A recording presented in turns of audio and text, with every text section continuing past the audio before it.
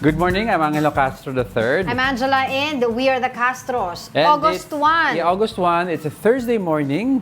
So far, so good. I mean, at least in this part of the metro, titignan ko kasi. Walang ulan. naman Walang si ulan. Haring Araw. And I heard also yung pag-asa earlier, sabi ganun. nila it's going to be, we're gonna have fair weather today. Yeah, yesterday kasi they were monitoring an LPA pero sinabi nila na most likely baka malusaw. So pinabigyan tayo ni God with another day. Pwede na makapaglaba, makapagpatuyo. Another day with Haring Araw na nakasilip.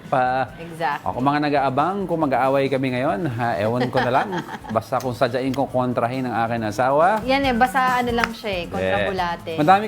Madami kasi tayong pag-uusapan pa, madaming updates na naman. Even sa Olympics, madami na naman updates. All of this, we're serving you news in a countdown. Yan. All that before your second cup of coffee. This is Brunch. We begin our countdown with Senator Sani Angara. He faced his colleagues in the Senate for one last time as he steps in as Education Secretary. Angara expressed his gratitude after the senators passed a resolution which expressed their commendation for him. The new DepEd chief says he will miss the camaraderie and the spirited debates with his fellow lawmakers. While Angara was at the podium, Senator Win Gatchalian and his girlfriend Bianca Manalo were seen kissing. Ayan yung picture. In an Instagram post, Angara says his speech obviously brought people together. Nag-trending yan Tapos yun nga siya pa yung... siya din yung nag-post niyan. So, tas nag-trending na nga dahil nga yan confirmation din na hindi on the rocks. Pero alam yung mo, relationship ni Senator Gatchalian at saka yung kanyang girlfriend. Kasi nagkaroon ng issue yan hindi ko alam. Hindi ako updated masyado. Pero a few months I ago, wanted last to year kasi talk about yung picture kay Senator Angara.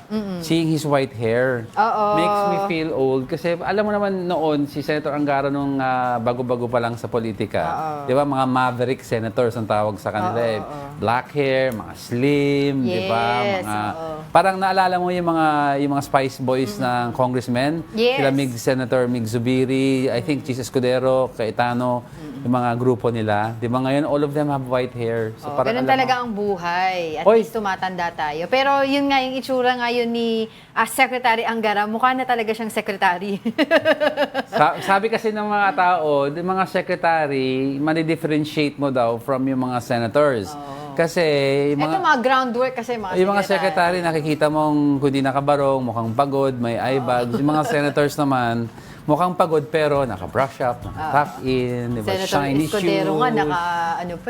nga, hikaw pa diba? Ay, nako, si SB Cheese ever since fashionista. Plus, kasi yung asawa wife pala niya niya. si Hart. Yes. Diba, very keen na magbihis daw si SB Cheese, di ba? Anyway, so... by the way, mga nagtatanong bakit wala sila nakitang tinapay, it's because this morning we have Brunch naman tayo. typical Pinoy breakfast, mga silog, sinangag. Yes. Ako, Hungarian sausage. Ako po ay, With of course, egg. bacon. Bacon. Kakain tayo mamaya. Kasi before this, bago tayo umeri, kumain tayo ng pansit.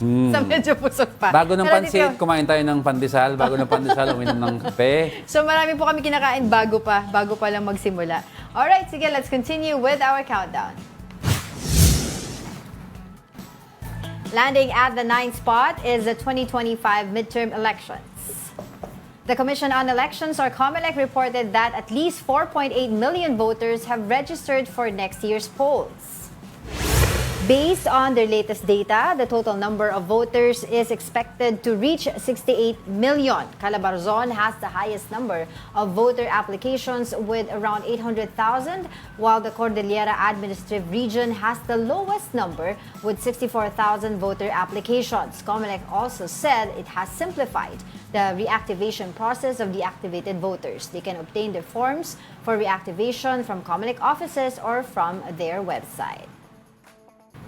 Kasi diba, the other day, meron tayong binalita dito about several millions of voters may flying voters. Na tinanggal na sa system because hindi sila bumoto ng 2 major elections or yung iba namatay, diba? So sabi nila, dun sa mga kailangan i-reactivate yung kanilang pangalan nga para makasama dito Kasi sa alam mo pagboto, yung- punta lang sila sa COMELEC. Especially pag midterm elections na you're voting for senators. Right. Madami-dami. Very critical ang tinatawag nilang independent voters or swing voters, di ba? So, what we're talking about, reactivated voters, newly registered voters, meron din yung tinatawag din new voters, yung mga never voted before, Yes. na ngayon pa lang boboto. Yung mga yan 18 kasi, years old na. kumbaga, malleable pa yung brains nila. In other words, pwede pang maiba ang choices nila. Mahubog. Yung mga reactivated voters kasi usually may ano na yan may voter preferences na yan voting preferences na nakikita yan Pero yung mga new voters, mga bata, yan ang kailangan turuan natin ng tama kung sino iboboto. Huwag magpapasilaw sa kasikatan o di ba? So anyway, ito pinag-uusapan nga natin na mga voters registration. Kung Yes. mga kailangan magpa-reactivate na kayo. Dun sa mga hindi pa nagpa-register, 4.8. magpa-register na kayo because every vote counts. Alright. 4.8 million voters registered. Go Okay. ahead. On our top 8. 888 na yan. The Pinoy staple, rice. Select Kadiwa stores are now selling rice for as low as, you heard it, 45 pesos per kilogram. For the details, let's bring in Mobile Journal. Francis Orsho reporting live from the Bureau of Plant Industry in Malate. Hey, Francis! Did we hear it right, Francis? Francis, nakamute ka. Kanin ka muna, Francis. Ayan, good morning Angelo. Francis, kailangan mo ng kanin. Nakamute ka pa kanina. Hindi, Francis, tama ba yung dinig namin? Bakit 45 pesos? How did they come up with that computation? Yes, Angelo, itong 45 pesos ay bahagi ng Rice for All program na official launching nga today ng Department of Agriculture. At nasa 4 na Kadiwa stores yan ngayon at mabibili nga ng mga customers starting today itong 45 pesos. Dahil bahagi ito ng Rice for All program, ito yung isa sa mga ginagawang mitigation ng Department of Agriculture para nga daw makatugon doon sa inflation na nangyayari ngayon sa bansa at makatulong sa mga vulnerable sectors, including halimbawa yung mga 4Ps members, mga PWDs and senior citizens. But this Rice for All program ay para sa lahat naman ng sektor, Angelo. Linawin ko lang, Francis, before you move on. Linawin ko lang, yung 45 pesos na sinasabing rice na to, anong variant to? Is this a good, magandang klase, well-milled ba ito, or is this the cheaper kind? It's a well-milled rice, Angelo, at it's an imported rice din. Galing siya sa Vietnam. Itong mga bigas na ibinabagsak ngayon dito sa Bureau of Plant Industry, dito sa Malate, Manila. Okay. So, linawin ko galing sa Vietnam. Imported rice ang 45 pesos per kilogram. Okay, sige. Kasi, di ba Francis, ang 29 pesos naman na nilaunch nila few weeks ago ay yung mga stock sa NFA, tama? Yes, Angela, tama ka. At mabibili rin yan dito ngayon sa may Kadiwa store na pinuntahan natin. Kasi dalawang choices yung pwede nilang bilhin. One from the 29 pesos at yung isa nga ay 45 pesos. So, just to clarify lang, Francis, yung 29 pesos ay pwede pa rin, nandiyan pa rin ngayon. Kaya lang, ang 29 pesos ay limited lamang yan, no? Para sa mga ibang selected beneficiaries. Can you tell us more about it para mas malinaw tayo, Francis? Yes, Angela. Yung 29 pesos ay para lamang doon sa mga vulnerable sector, particularly sa mga 4Ps members, sa mga senior citizens at sa PWDs. Kasi halimbawa, sila nga yung lalo na yung mga 4Ps members sa mga nandun sa poor sector ng ating lipunan. Kaya sila lang yung pinaprioritize para dito sa 29 pesos na bigas. Pero yung 45 pesos, again, dahil nga doon sa Rice for All na sinasabi ng DA, para sa lahat itong 45 pesos. Okay. So, kasi usually, Francis, yung 62 to 66 peso variant, yan yung mga Vietnam well-milled rice type yun So, 45, medyo mura yan. Ang question is, since sabi mo nga Rice for All, if I were to go there, can I buy 100 kilos or may limit? Limited lang din ito, Angelo, no, na up to 5 kilos lang yung pwedeng bilhin ng mga customers per day. Pero halimbawa, pwede naman silang bumalik bukas para bumili ng another 5 kilos. Pero kada araw, 5 kilo lang yung pwede nilang bilhin. Parehas yan doon sa 29 pesos at saka sa may 45 pesos na bigas. So, per day or per family or per person? Kasi kung pipila ako, mamaya-maya, pipila si Angel, kuha din Pero siya. one household lang One kami. household lang kami. Do they check that ba, Francis? Nilinaw naman ng Department of Agriculture kanina, Angelo, na pwede naman silang bumili halimbawa sa susunod ulit na araw kasi kung bibili sila ngayon ng 5 kilo, pwede ulit silang bumalik bukas hanggang sa Sabado since yung schedule ng Kadiwa stores dito, yung operating schedule nila ay from Thursdays to Saturdays. Sige. Gaano ba karami yung Kadiwa stores na nagbebenta ngayon ng both 29 pesos and of course itong 45 pesos na mga bigas? Angela, since kaka-start pa lang yung launching itong mismong Rice for All program, nasa 4 pa lang na Kadiwa stores yung nag-o-offer nitong 45 pesos na bigas. Kabilang itong Bureau of Plant Industry sa Malate, Manila at itong Food Terminal Incorporated sa Taguig City, sa Porterero sa Malabon City at sa Liano sa May Caloocan City. Pero sinasabi naman ng DA na in the following days, asahan na mas dadami pa yung mga Kadiwa stores at madadagdagan pa yung mga Kadiwa stores na magbebenta nitong 45 pesos na bigas. So far, Francis, nakikita ko marami ng tao sa likod mo. Itong mga tao na ba to ay mga bumibili o mga kasamahan lang din natin sa DA? Francis? Itong mga nakikita natin sa likod, halimbawa itong mga senior citizen, dahil sila yung mga priority ng DA. Yan, mga sila yung binibentahan ngayon at mula pa kaninang alas 7 ng umaga nakita natin na tuloy-tuloy yung pagdagsa ng mga mamimili dito, lalo na nga yung mga senior citizens at within the vicinity lang din sila, malapit lang din sila dito sa Malate, Manila, yung mga karaniwang customers na nakausap natin. Very quick lang, Francis, pwede mo ba kami mapakitaan nung 45 pesos na bigas? Tapos baka pwede mong maamoy kung okay ba yung amoy niya, maputi ba, marami bang bato o malinis?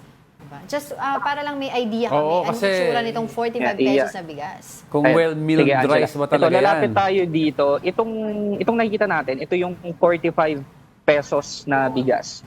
Siya nakasarap pa siya. Pero kung titignan natin yung mismong bigas, mas better yung kulay at yung quality niya syempre compared dun sa Malaking 29 pesos. butil. Kasi kung titignan natin itong 29 pesos naman, actually sabi kanina ng mga customers, medyo ayun nga, madilaw-dilaw. Tapos sinasabi nila may amoy.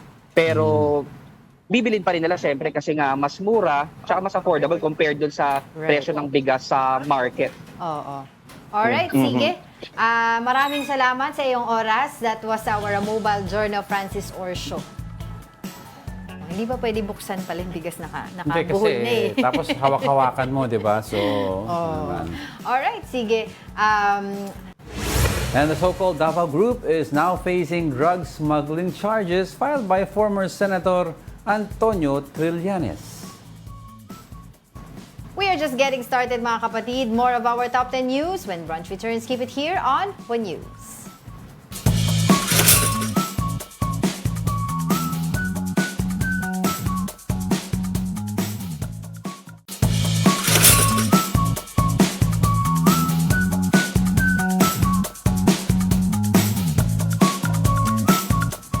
Good morning! You're still watching Brunch here on One News. Ngayon po ay August 1 at it's Thursday today. Batiin ko lang itong mga nanonood sa atin via YouTube, si Mark Santiago, Ronald Maxtay, Oscar, Gabriel Romero, at saka yun nga, sabi ni Ronald Maxtay, baka daw yung binibentang 45 pesos ay luma or amoy aparador, kagaya daw nung pinamigay nung pandemic. Hindi naman daw, sabi ng ating mobile journal. Well-milled Vietnamese rice. So, it's just, mas mura talagang imported because yung tariff rates may mga cuts yan. Right. Si Gary ko, nanonood din Gary sa atin. Field, good morning. Si Tita Daisy, Tita Naldi Cancho, lagi nanonood sa Tito Nito, at saka Tita Bessie. And good morning din kay Jeff. Nagpapabati si Jeff, viewer natin dyan sa Facebook naman yan. Si JR Domingo, yung lumapit sa atin before sa isang mall yun. Nanonood daw siya sa atin. Okay, sige, let's continue with our countdown. Coming in now at our 7th spot, most senators are calling for the suspension of the PUV modernization program. At least 22 senators have signed the resolution for the temporary suspension of the program. Senator Joel Villanueva, for one, says the provision of subsidy for drivers and operators is not clear. Some groups of modern jeepney drivers are set to hold a transport caravan to oppose the suspension. Mismong Land Bank officials, mismong DBP officials, mismong sila nagsabi na yung amount na, kano yung amount? 2 million. Cost na gusto mong i-push dito sa modernization, napakataas. Ang average, 650 pesos a day. That's absurd. Kaysa naman malubog sa utang, syempre, mapipilitan po yung mga kababayan natin na huminto na lang sa biyahe, kumonte yung babiyahe, mawawala ng trabaho. Ang dami nag-question sa move nito kasi parang sinasabi nila matagal na po ng ongoing tong modernization processes. Bakit ngayon lang? Bakit Kasi ngayon nyo lang question at Ngayon lang kayo nagsalita actually. at nagsalita at maisipan mag-suspend, parang it's unfair daw for those who Kapit na election. Joke Hindi. lang. It's unfair daw for those who complied with the deadline and nagpakahirap consolidate at mag-join ng mga kanya-kanyang cooperative. Ang part naman ng Senate, sinasabi nila hindi naman kina-cancel. It's just that gusto nila i-suspend to review what needs to be done. Ang problema kasi, yung phase 1, halos ginawa na eh.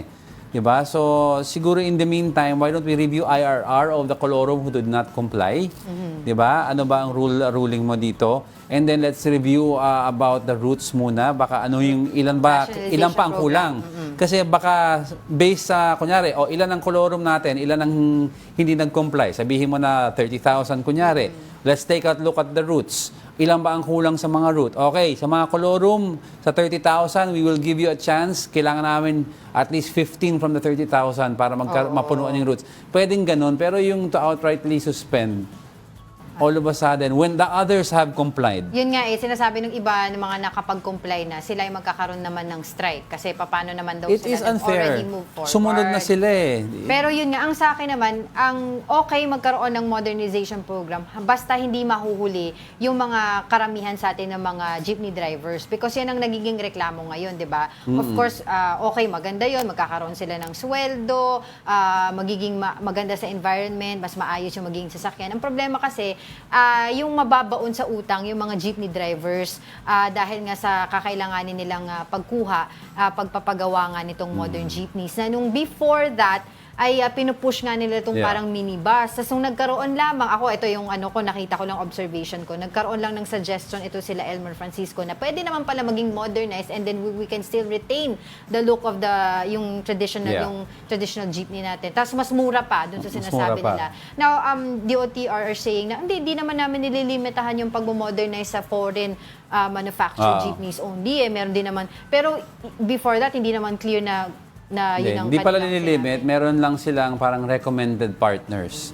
Pero it's up to the cooperatives pa rin daw to choose where to buy. Yes. At anyway, hindi lang na-promote ng maigi yung local players. Oo, kaya nga sinasabi nila, ba't hindi ito kasama sa sinabi ni Pangulong Bongbong Marcos sa SONA? Diba? Kasi magulo pa siguro sila on what to do about it and as of this moment lang, hindi nila alam kung ano yung magiging direksyon ng PUV. Maraming mga maraming mga sinasabi na, sige, implementation ng PUV modernization program. Saan yung ilalagay? Yung mga may impound. Number 2, yung colorum guidelines. Hanggang ngayon, hindi pa nila binababa yun. Rin, sabi kasi rin ng iba, and before we go, move on quickly, it also sets a bad precedent na moving forward, if there are some programs that the government has already implemented, kung ayaw ng isa, urong sulong, di ba? While it's nice that you listen also as a leader, magli-listen, but sometimes there are times you have to put your foot down to show that you are in control of the situation. Importante, dapat maayos yung implementation. Maayos, pero ako sana we move forward with this because it's about time to rationalize routes. Other countries are doing it. Italy is doing it. The US is doing it. Germany is doing it. But not at the expense of the jeepney drivers na hindi kaya na hindi makakasunod dito dahil ang hindi question, pa sila ready. May hindi nakasunod na jeepney driver, meron din mga nakasunod. Kung may nakasunod, bakit hindi makasunod ang iba? Yun ang point nun Because itong mga hindi nakasunod, nakakita sila ng butas dito sa modernization program na ito na dapat i-address din ng pamahalaan. These other people daw who already nakasunod, they also said may nakita silang butas. But they'd rather follow daw the law and then later on question it how to improve it. Parang ang point nila is magtulungan na lang. let's push through with it, pero let's improve it together. Kasi at the end of the day, tayo lahat ang tatamaan nito. Riders, commuters, lahat. So might as well, I will follow, pero in a legal way, I will voice my dissent and opinion. That's why importante, mas malinaw yung implementation. Kasi kung itong PUV modernization. Uwi mo, wala tayong oras. Hindi, sawang-sawa na ako sa Tigil Pasada Rally. Hindi, ang napaperwisyo ang Nasabi tao mo lang eh. yan kasi di ka naman sumasakay ng jeep. Hindi yan. I mean, precisely because I see others who cannot ride, who have no Yung cars. iba na kawawa naman yung Nahihirapan iba. sila. Yun ang point ko. Yung iba namang marami, thousands of jeepney drivers ang mawawalan Okay, lastly, trabaho before we at go. yung mga pamilya nila mawawalan ng... Diba? Sila yung mga ibang nagagalit na sinasabi nila na ayaw sa You're speaking in PUV. Oh. No, yung ayaw sa PUV. Kawawa daw ang pasahero pag na-disenfranchise sila at naging kolorum sila. And that, how do they reply, how do they voice their opinion? By making a tigil pasada. O di ganun din, hindi nyo diba, parang kinontra mo sarili mo, nagtigil pasada ka para hindi makasakay ang mga tao, para i-paralyze yung commuting public. Ayusin nila yung Ako, for the go, driver. rationalize the route, fix the commuting. Hindi, wala akong sinasabing ayoko ng Sumunod sa batas. PUV modernization program. Sinasabi ko, ayusin nila, hindi walang maiiwan. Bakit ako? Sumusunod sa batas sa asawa. Sumunod lahat kayo sa batas. Sumunod ka na, wala na tayong oras. Sunod. Susunod ako kay Direk.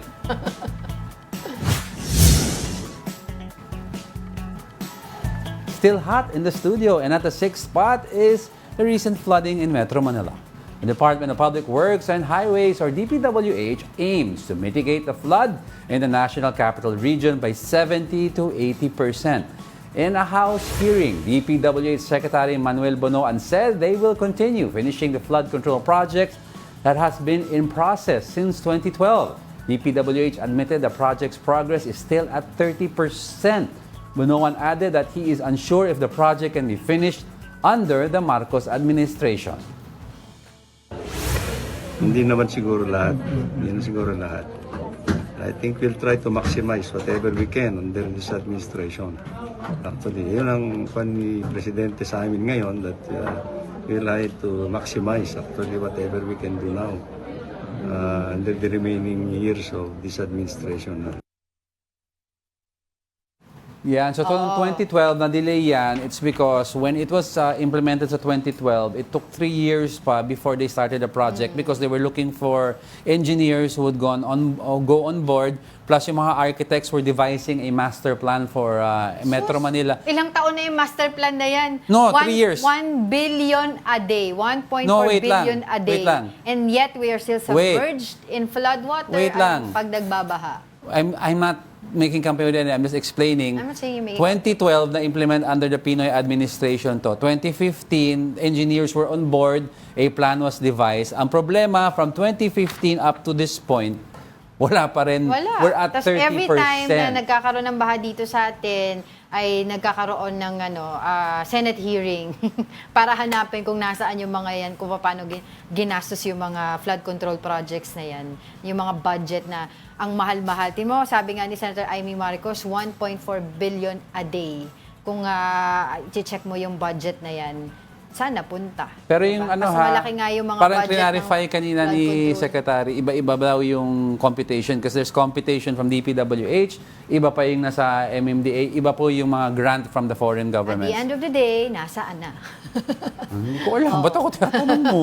Diba? Baka Alright. pa rin sa atin. Well, we get the point naman din na may maraming mga basura, but still, diba? Saan na yung flood control projects na yan? Alright, sige, kanina balikan natin yung usapin natin Yan. tungkol sa Yan. PUV modernization program. Go ahead, Diego. Go, no, go. Oo, kasi we have on the line, no? Let's get a reaction on that, yung sa sinasabi nga ng Senate, ng mga senador natin na ipatigil muna, no, isuspend itong PUV modernization program. We have DOTR Undersecretary Andy Ortega is now with us on the line. Magandang umaga po sa inyo, Sec. Hello. Ay, naku, nawala ulit. Na-disenfranchise is Sec. Nawala yung Natanggalan kanyang ng signal. prangkisa sa Oo, signal. kasi we would like to know, of course, yung reaction ng DOTR Mga regarding this. senators natin. Oo, doon sa sinabi Mga- nga ng senators. And I think they also wrote a letter sa senator na sila daw po ay, of course, naintindihan yung sinasabi ng mga senador natin, pero... The word used naman was hindi man sinabi stop sinabi suspend. para pag-aralan. Mostly ang sinasabi ng mga Suspend. senador ay hindi daw clear, Oo. 'di ba, yung mga implementasyon nitong But, PUV modernization program. Why didn't you take a look at it 2 years ago bago nagkaroon ng final deadline for consolidation? Di ba sana they took a look earlier para pag umabot sa deadline ng consolidation, naayos na sana. Oo. Hindi yung hinintay na i-push natin yung iba mag-consolidate, tapos tinap mo bigla. Kawawa naman yung nag-consolidate na. Tsaka sinasabi nila, noong 2018, 2017, they have already invested billions of pesos. Paano na kung isuspend yun? But, alright, balikan po natin. Nandito na yata si DOTR Undersecretary Andy Ortega. Magandang umaga po sa inyo, Yusek. Hi, Ma'am Angela and Diego.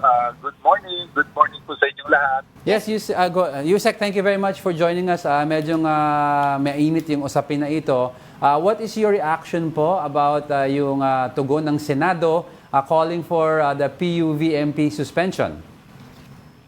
Unang-una, nung narinig namin yung statement ni Senate President Escudero last week, agaran tumulat po si Secretary Bautista, I think yan nung Monday, to give clear picture at tamang status po ng ating programa, which has been embraced by the majority. 83% na po yung sumama sa programa. Tuloy-tuloy na po ito. So I think information po ang naibigay ng ating buting secretary para naman maging klaro po. Okay, Yusek, I'd like to clarify, before the Senate came up with this announcement, in other words, were you saying na nagkaroon po ng coordination between your department and the Senate na ito ang gagawin nila and pending na mabigay kayo ng more details on the PUV-MP? Hindi po. Nung hearing pa lang, nung sinabi yung plano na mag-resolution, sumulat na po si Secretary Bautista okay. Senate President. Okay. Para po magkaroon na ng mas clear picture, baka may mga konting information na kailangan i-clarify, nilatag na po ng ating Secretary ang magandang programa sa ating Senate President. So Yusek, may chance ito na mapabilis lang yung suspension kasi if magkaroon ng agreement between the department and the Senate, baka may possible na tumuloy ito. Unang-una po, resolution po yan, and yun po ay suggestion nila. The program has not stopped. Yes. Tuloy po ang programa Okay. until the response of the President. On the part of DOTR po, tuloy kami sa magandang programa and we respect the sense that the Senate has given. Okay, Senator Villanueva po has said na malabo daw po yung provision for subsidy.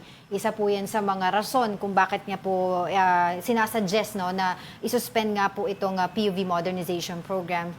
Your reaction on that po? Unang-una sa subsidy po, noong last administration, mga 160,000 ang subsidy, we increased it po sa 280 na malaki po ang tulong sa mga kooperatiba.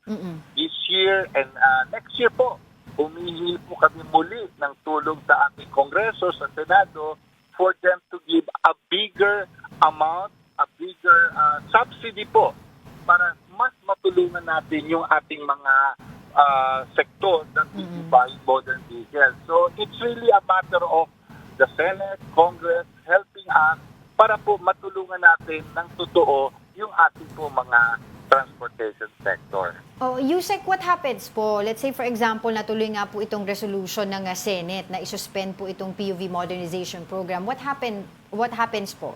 Ano po ang impact nito doon sa ating programa? I'll be honest with you, I cannot picture what will happen if this will happen. Kasi po, what does suspension mean?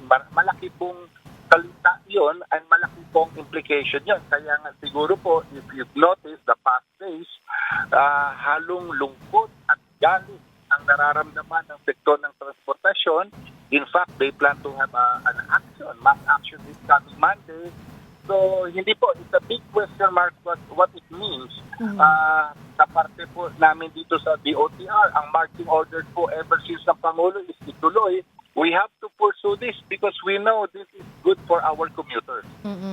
And may sinasabi nga rin po sila na yung nga daw pong guidelines lamang sa paghuli supposedly nitong colorum ay wala pa rin daw pong naibababa sa kanila.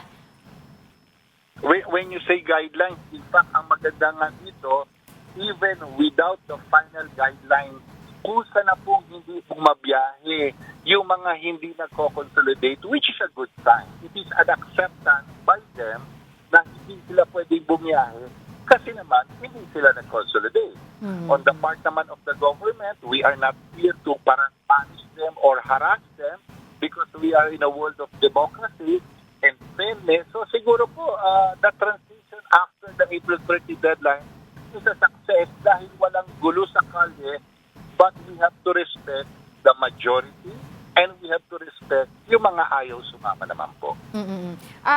Nasabi niya po ng ilang beses po sa inyong mga interviews na kapag natupad naman po ito talaga, pag pinapatupad po itong PUV modernization program, hindi naman po ibig sabihin na on the spot bibili na po kaagad, uutang po kaagad yung ating mga jeepney drivers ng kanilang mga bagong units. But on this part po and the rest of the implementation of PUV modernization program, nasaan na po ba tayo? Anong parte na po tayo doon sa, anong phase na po tayo doon sa ating programa?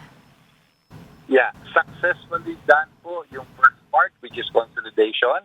Tayo po ngayon, we are continuing the route rationalization or LTRP. Ang ibig po sabihin nito, nag-uusap, nagpa-finalize ang LGUs with DOTR and DFRP para magkaroon ng proper document, numero ng mga dami ng sasakyan sa kalye para walang sobra, walang kulang. So this is a very important stage. After this stage, mga 2 years po to, dahil hindi naman ganito kabilis, doon pa lang tayo obligadong bumili ng modern vehicle, which will be mga 2027 up to 2030.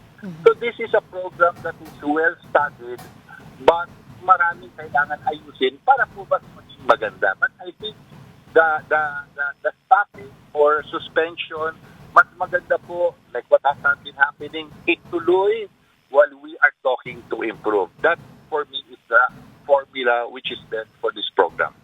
Alright, on that note, maraming salamat po sa inyong oras. That was DOTR Undersecretary Andy Ortega. At fifth spot, let's move on. At our fifth spot is the recent oil spill. Some towns in Cavite have declared a state of calamity due to the oil spill reaching their areas. These towns are Bacoor, Kawit, Noveleta, Rosario, as well as Tanzanaik, Maragondon, and Ternate. Aside from this, the province is declared a no-catch zone for mussels, crabs, and clams. Authorities have yet to confirm if the oil spill or oil spotted in the coastal areas of these towns came from the sunken MT Terra Nova in Bataan. Let's move on to the next. On our top 4, the Philippine Coast Guard continues to seal the valves of a sunken tanker off Bataan. As of Wednesday, 19 out of 24 valves of the MT Terra Nova have already been sealed. They need to do this before conducting siphoning and retrieval operations. Meanwhile, the PCG has yet to verify the extent of the oil spill. The local government of Cavite says it has already reached their shorelines. Oo. Nasa shoreline Pinakukwentuhan natin nila. kahapon, Yeah. diba, tatlo. Yung isa ngayon, nakalimutan ko yung pangalan eh. I'm checking it, hindi ko na MT Terra Nova si Bradley, yung yung third. Yung bago, yung sinasabi mo nga kahapon yung na bago. yung tinignan ng Coast Guard using drones and then they verified kung ano yung karga. Pero kasi ang problema daw ng Coast Guard, Hindi, they went there na talaga eh. Oh no, I know. Kasama I was talking about oo. as of yesterday nga they sent drones. Pero ang nagiging problema ng Coast Guard as of yesterday, hindi cooperative ata yung owner, hindi lumilitaw yung owner ng boat because sabi mo nga may issues. Oo parang nakita nila sa record before na meron na tong issue ng mga nag-smuggle ng diesel. Kaya pala, Allegedly, if allegedly totoo yan, kaya pala hindi lumilitaw. baka Oo. kaya nga 'di ba parang may mga nag-iisip sino kaya nagsadsad diyan, yung mga ganun iniisip. Pero yun nga kasi unang-una wala sila yatang permit, Yeah. 'di ba? Kaya tumakas daw sila. Yun ang sinabi ng PCG.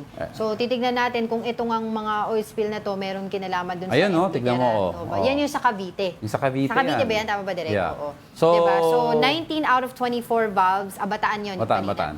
19 out of 24 valves have already been sealed by the Coast Guard. para ito Cavite. yung nakikita po natin ay Cavite, no? Para nga matuloy na yung siphoning. 'Di ba? Kasi the more na mapatagal ito, the more na may chances na talagang kumalat ito. Sa Kasi nakita natin sa UP Diliman, di ba yung yeah. Marine Science Institute nila, may mga forecast sila na kung hindi mapigilan ito yung mga areas talaga na malalagyan ng Ang oil. Cavite kasi primary ata is Kalat still, oil, rather. ang primary sa salvage operations is still the Coast Guard eh. Pero yung sa Terra Nova, alam ko it's the other group. Yes. Being, Yung Harbor... Harbor Star? Harbor Star. Harbor Star is being assisted lang by the Philippine Coast Guard. Right. Oo. Dahil importante yan natin na pag-usapan dahil thousands of fisher folks po yung maapektuhan. Of course, ang economy natin, Nako, di ba? Marine life. Marine life, of course, that's a number one priority as well.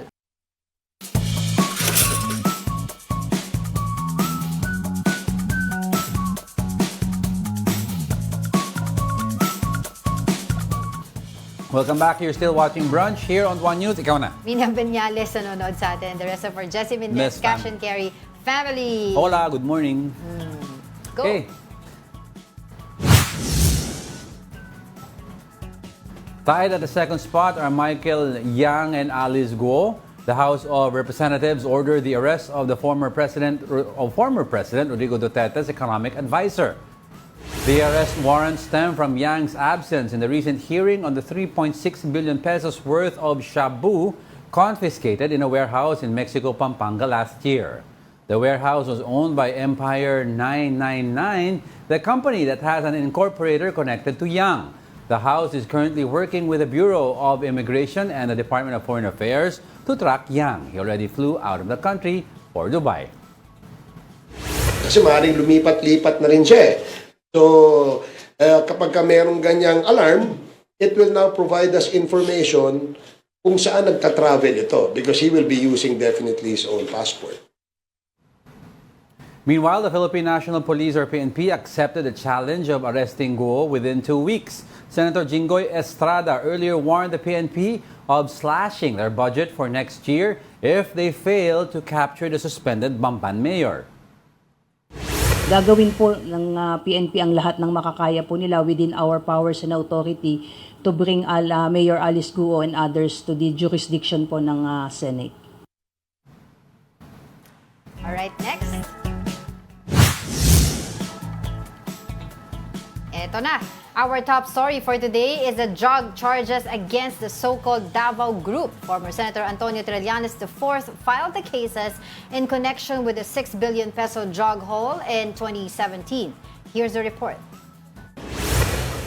Former Senator Antonio Trillanes IV went to the Justice Department on Wednesday. He was there to file drug smuggling and graft cases against the so-called Davao Group. This includes Congressman Paulo Duterte and Mans Carpio, the husband of Vice President Sara Duterte. The charges are in connection with the 6.4 billion peso drug haul in 2017. According to Trillanes, the drugs were brought into the country from China. Ang pinakang drug lord dito ay si Charlie Tan, nakapartner ito ni Michael Yang. Magkapareha sila ng triad. Tapos ang naging protector ay sila Pulong Duterte at Mans Carpio. Tapos ang mga naging facilitators naman ito na ipasok ito at naipuslit palabas ng customs ay sina Faildon, sina Allen Capuyan at iba pa. Michael Yang was a former advisor to former President Rodrigo Duterte. Trillanes says the suspects have long evaded arrests due to their political influence. Ang mga nakalap namin na ebidensya ay bunga nung Senate investigations noong 2017 din.